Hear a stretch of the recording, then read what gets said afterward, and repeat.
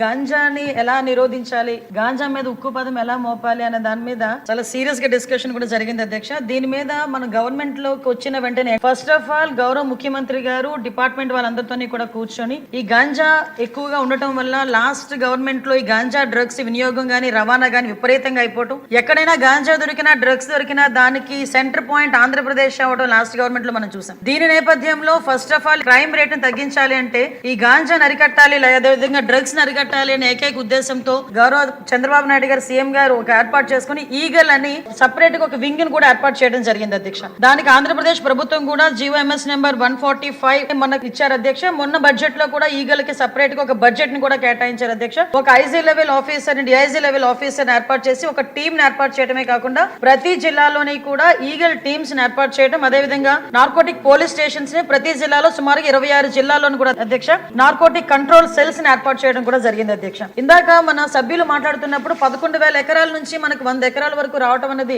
సంతోషంగా ఉంది అని చెప్పారు. దీన్ని కూడా ఎలా కంట్రోల్ చేయాలి, దానికి సంబంధించిన ప్రతి ఇన్ఫర్మేషన్ కూడా డిపార్ట్మెంట్ వాళ్ళ దగ్గర ఉంటుందని చెప్పారు అధ్యక్ష. అది ఉండటానికి నిజంగా ఒక 20 హాట్ స్పాట్లను కూడా ఈగల్ టీమ్ అదేవిధంగా డిపార్ట్మెంట్ వాళ్ళందరూ కూడా ఐడెంటిఫై చేశారు అధ్యక్ష. సుమారుగా మనం చూసుకుంటే అధ్యక్ష నెంబర్ ఆఫ్ విలేజెస్ చూసుకుంటే దగ్గర 7 విలేజెస్ లో అధ్యక్ష 375 అంటే మండలాల్లో 7 మండలాల్లో 375 విలేజెస్ లో ఈ హాట్ స్పాట్స్ గుర్తించి కల్టివేషన్ చేయకుండా తీసుకునే బాధ్యతను కూడా తీసుకున్నారు అధ్యక్ష. ఒక ఎగ్జాంపుల్ చెప్పాలి అధ్యక్ష, 359 ఫ్యామిలీస్ ఇందులోని గత కొన్ని సంవత్సరాలుగా వీళ్ళు హ్యాబిచువల్ అఫెండర్స్ అధ్యక్ష. కల్టివేషన్ చేస్తూనే ఉంటారు, ఎంతమంది చెప్పనేయండి ఎన్ని చేయనియండి వాళ్ళు అక్కడ కల్టివేషన్ చేస్తూనే ఉంటారన్నమాట. మన గవర్నమెంట్ వచ్చిన తర్వాత 359 ఫ్యామిలీస్ ని కూడా ఐడెంటిఫై చేసి వాళ్ళకి ఆల్టర్నేట్ క్రాప్స్ ఇచ్చి ఈ సంవత్సరం ఒక ప్లాంట్ కూడా వేసుకునే పరిస్థితి లేకుండా వాళ్ళని మోటివేట్ చేసుకుని వాళ్ళు మన కంట్రోల్లో పెట్టుకునే పరిస్థితి వచ్చింది అధ్యక్ష. దీనికి చెప్పేది ఏంటంటే ఏ రకంగా తగ్గించారు 11,000 ఎకరాల నుంచి 100 ఎకరాల వరకు అని చెప్పడానికి ఇది ఒక ఎగ్జాంపుల్ గా చెప్తున్నాం అధ్యక్ష. సుమారుగా ఈ గంజాయి సాగు చేసిన తర్వాత ట్రాన్స్పోర్టేషన్ కూడా చూసుకుంటే అధ్యక్ష